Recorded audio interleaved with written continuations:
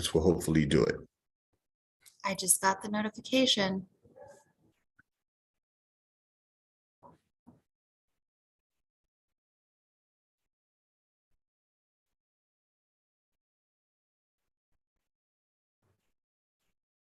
And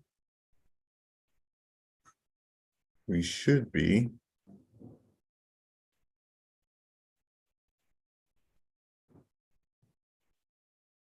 And we should be streaming live now. And let me make sure that all of our listeners and viewers can get the broadcast. All right, so I'm going to try and record this in case our listeners and viewers are not getting it. And it is showing that we are, and I just lost my place. It is showing that we are live, Becca. All right. And for all of our listeners and viewers who are tuning in today, thank you for tuning in to 3D, the Daily Divine Direction broadcast. We have with us today, broadcasting live from the FijiWater.com sponsored studio, Rebecca Buva, licensed and registered dietitian and nutritionist, BeccaTheDietitian.com, who is with us every first Thursday of the month. But as you all know, I have announced to you that Becca, we always say scheduling permitted, and Becca had a previous commitment and promised to be with us today. So Becca, we are excited to have you with us. And as always, our listeners and viewers, we're looking for you. They always look for you. Say hello to everyone. Hey, everybody. Thank you so much for making an exception and allowing me to come on the second Thursday of the month this month. Well, it is always a joy to have you, Becca. I have to tell you, and I know that our listeners and viewers are tuned in today, and they are always looking forward to you returning. So I'm going to let you take over for today. And once again, I was having some technical difficulties. Becca was not, but so you can all see I'm not in my jacket right now, but I want to let Becca just begin. But before we do, I just want to remind everyone that, as always, today's Daily Divine Direction broadcast 3D is being brought to you by Fiji Water, Earth's finest water. You may already know that Fiji Water comes from Fiji, but I'll do this for our sponsor a little later because I want to get Becca in. But go to FijiWater.com. This is Earth's finest water. And today is the last day. You can order one case of Fiji Water from FijiWater.com and get a second case 50% off if you use the code GameDay. Go Eagles. And, Sounds like a good and we're deal. going to have a good time. So Becca, take over if you will. All right. And before I get started, let me just say, go Birds. Yes. All right. Well, so it is February, and many of you may know it's American Heart Month. So heart health is being promoted all month long. And I wanted to celebrate with you all with just talking about some smart choices that we can all make to support our heart health. Through heart healthy food choices and, some active lifestyle tips, which can really have a huge impact on your heart health, helping either prevent heart diseases from developing or helping control them if they have already developed and if you've been diagnosed with a chronic disease. So I'm not sure if many people know this, but heart disease is actually the leading cause of death in America. So there's several of the top 10 causes of death that are heart disease related, like heart attack, stroke, and then even some things like diabetes, which also do have cardiovascular impacts as well. It's a big issue in this country. It costs our healthcare system a lot, and it costs our pockets a lot because it's extremely expensive.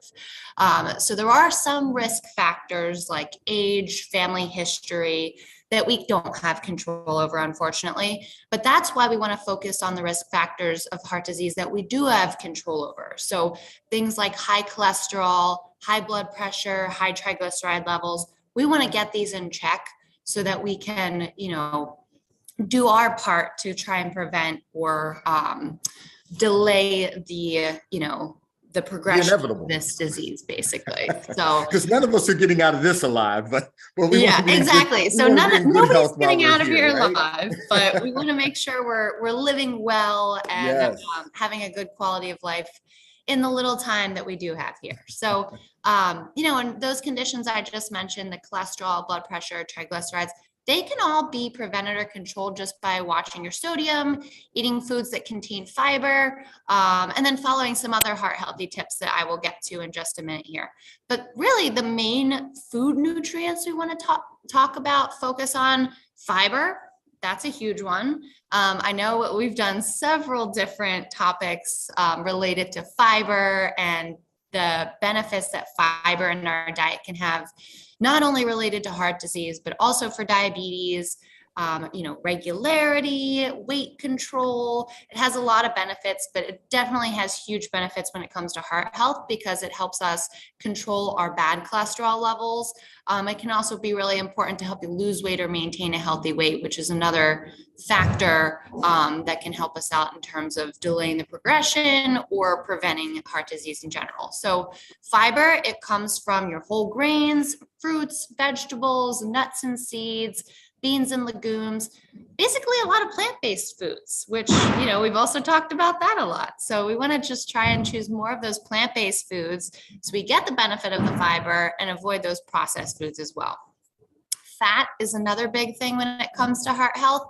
So there's two types of fats. There's good fats, there's bad fats. We want to focus on more of the good fats or the unsaturated fats.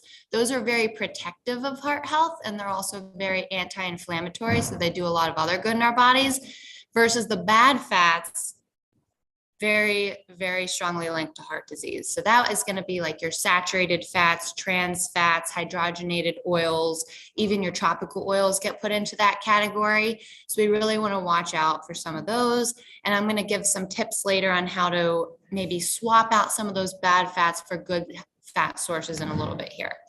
And then of course, sodium. We want to watch out for salt.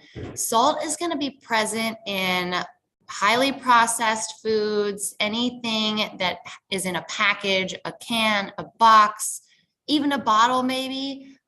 Most of those foods are going to have salt or sodium, but even some of your whole foods, your plant-based foods, they're going to have a little bit amount of sodium in them just because that is normal, but it's going to be a much healthier amount to consume at a time versus those, processed foods. So really fiber, fats, and sodium are the big three when it comes to food aspects of heart health.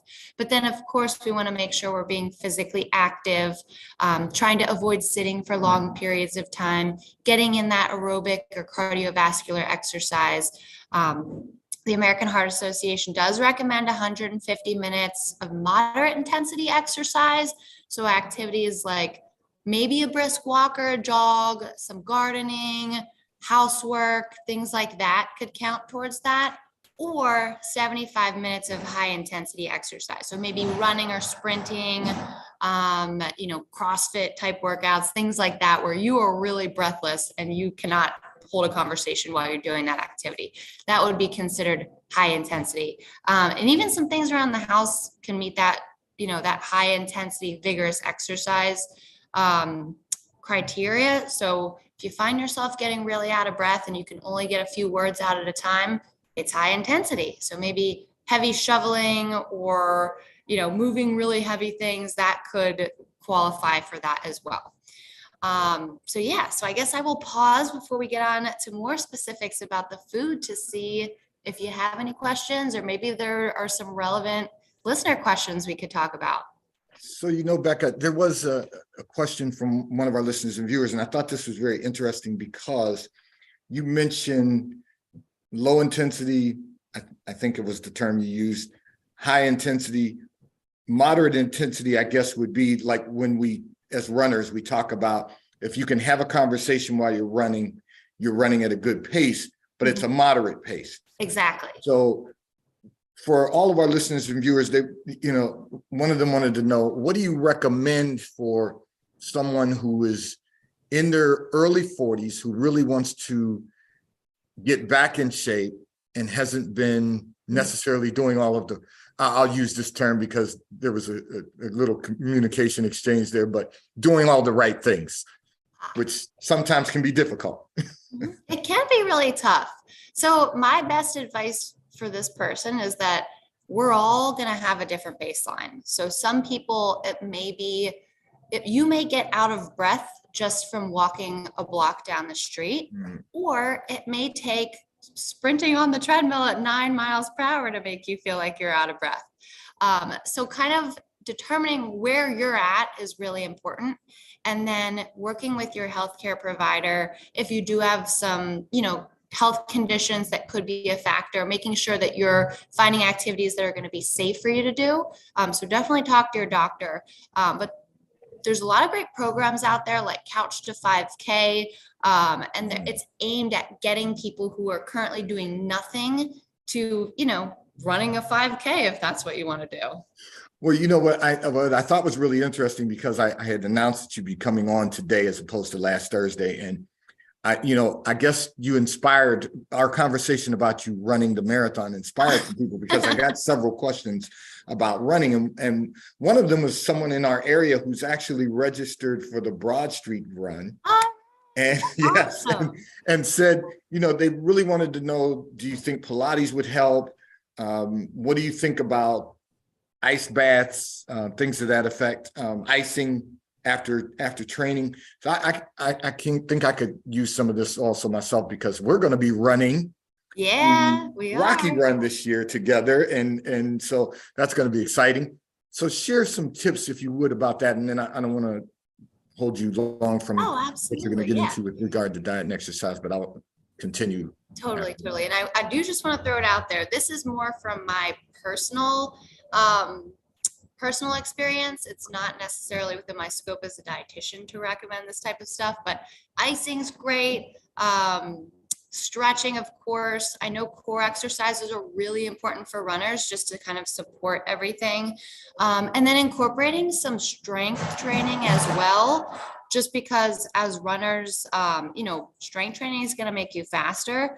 But there are a lot of muscles that we don't necessarily work when running, because it's more of a forward motion versus a lateral motion. So we want to make sure that we do focus on those supportive muscles as well, like the lateral muscles. So, and then of course your core too. So now I'll have to ask, what muscles would you recommend for the lateral? So side lunges are great, clamshells. So a lot of those Pilates type movements can be really, really helpful for runners.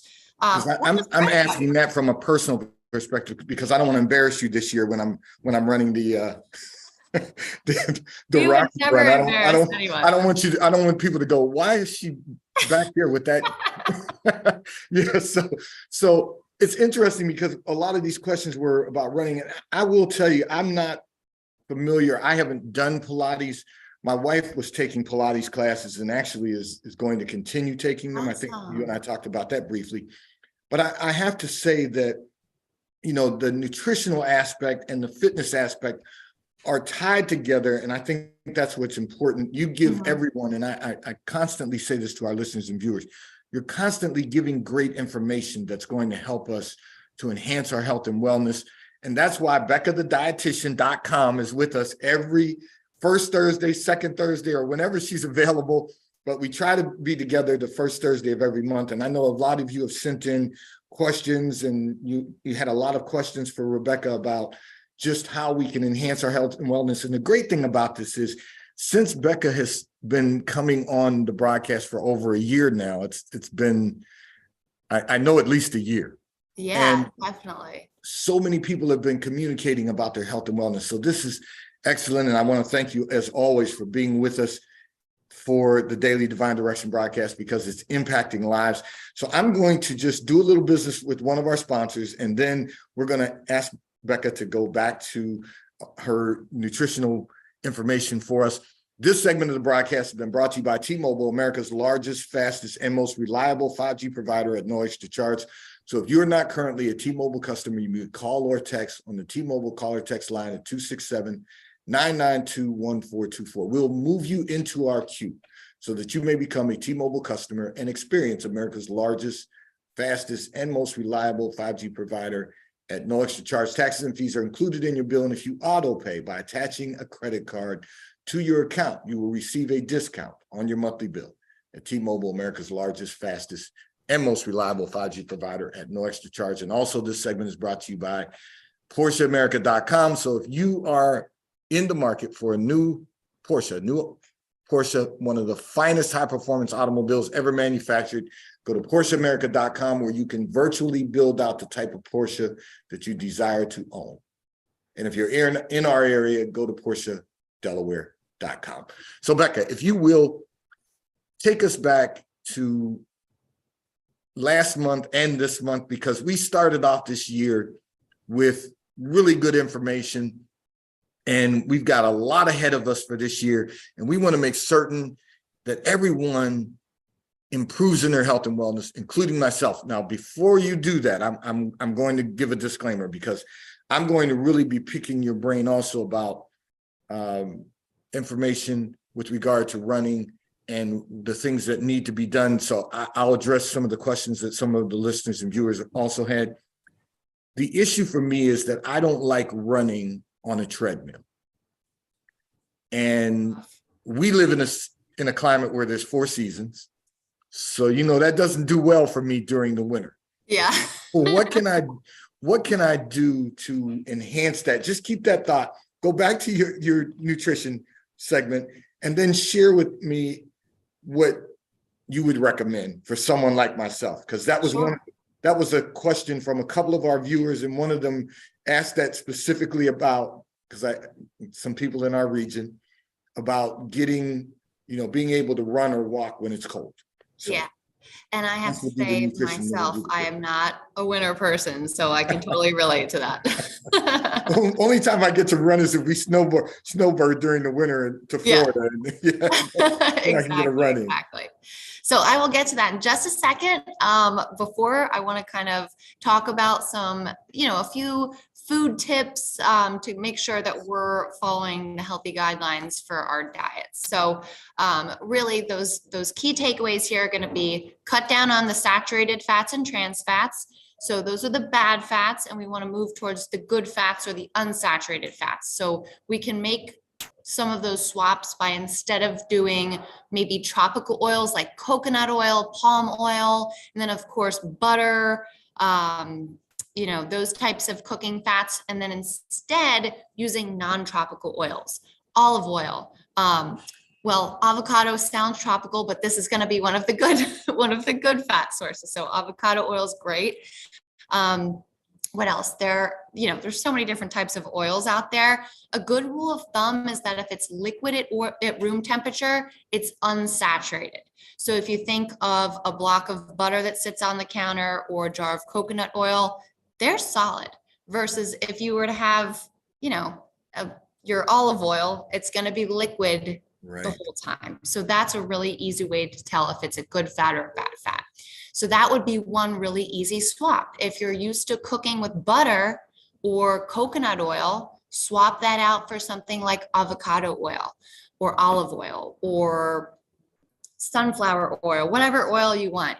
Choose one that sounds good to you and you like the taste of, and make that switch.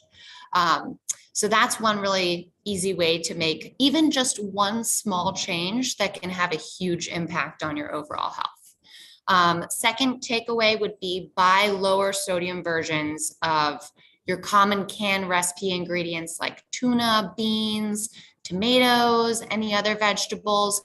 If you can't find low sodium or no salt added, at least what you can do is rinse in a colander. So just kind of dump your whatever you have, maybe not tomato sauce, of course, that's just going to go through. But if you had like beans, for instance, you could rinse them off with water to get some of the excess salt off there.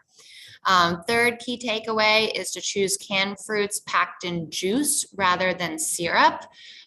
So added sugar, this is, more relevant to added sugar, which wasn't one of those, main things I talked about earlier. But when we consume more added sugar, it can cause other problems, and it can also lead to weight gain. So, increased weight is a risk factor for heart disease. So of course we want to do whatever we can to maintain a healthy weight as well.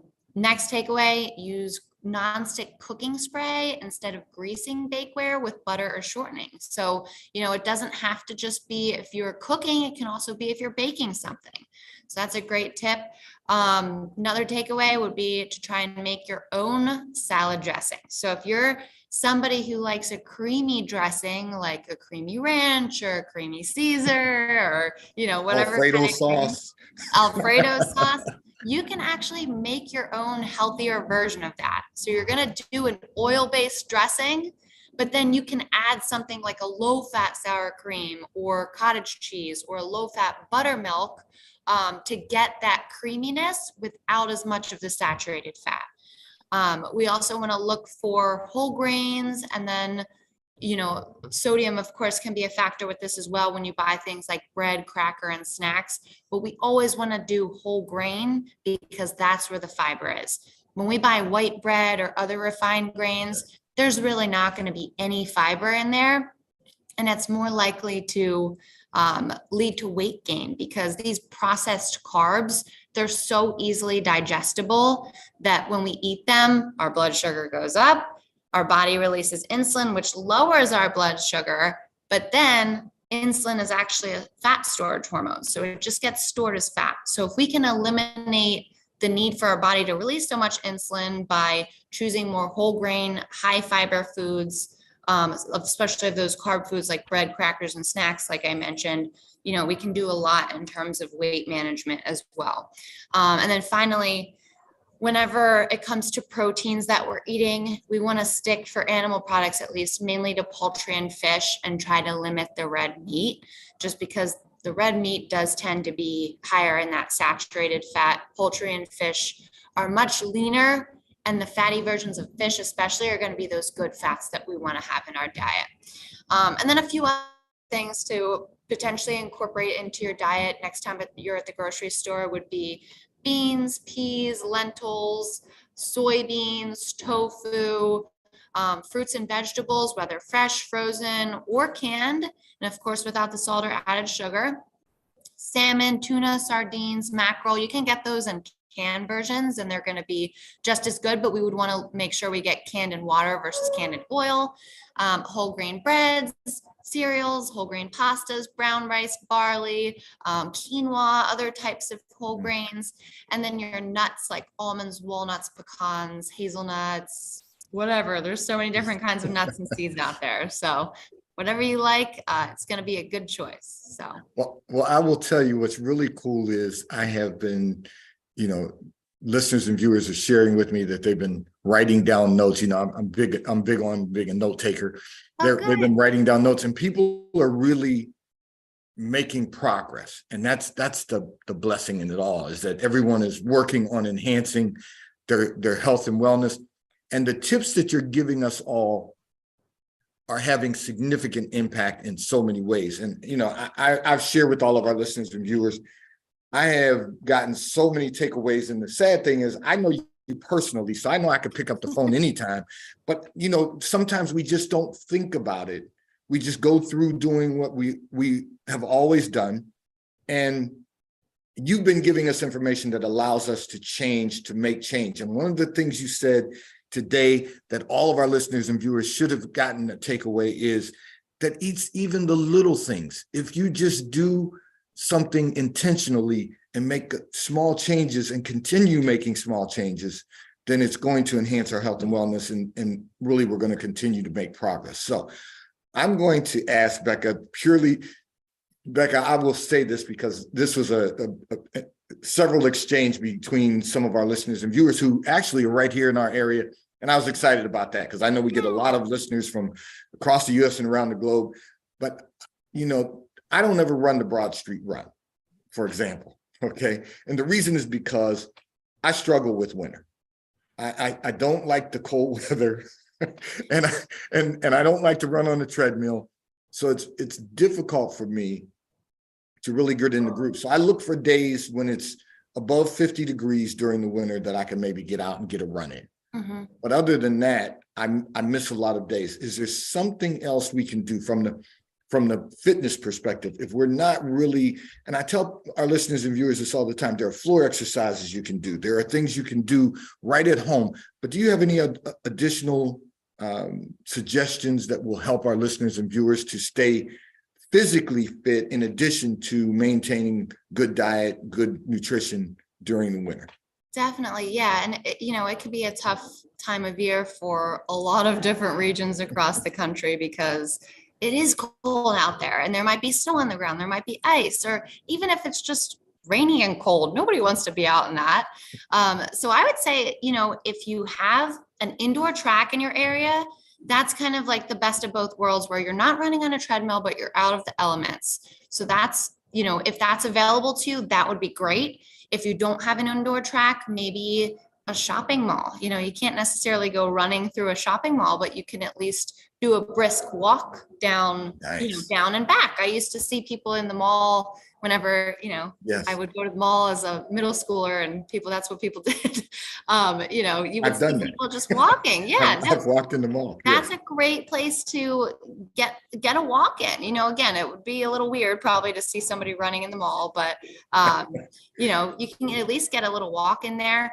And then if you have rec leagues in your area, if there's pickup basketball at a local gym like the YMCA or something like that, or an indoor soccer league, anything that gets you moving, especially if it's something that you enjoy, whether it be a sport or just a dance class, anything. Whenever it comes to like the Broad Street Run or something like that, I think that's a little different. We do want to make sure we're getting those long runs in just to prevent injury, of course. But if you're just looking to be active in any capacity, those are a few ways you could do it. There's some really great apps out there like ClassPass, which they actually have a month free trial going on right now. And what that does is you get credits and then you can use them at different local gyms and fitness studios to get time either at the gym, or you can sign up for a class like a spin class, a Pilates class, kickboxing, whatever it is you're looking for. See, once again, Becca's giving us information that we don't really think about, but this is great as always, Becca. We appreciate you for sharing so much. You're keeping all of us so much more healthy. So Becca, I'm going to encourage all of our listeners and viewers to go to BeccaTheDietitian.com, look at her website. She provides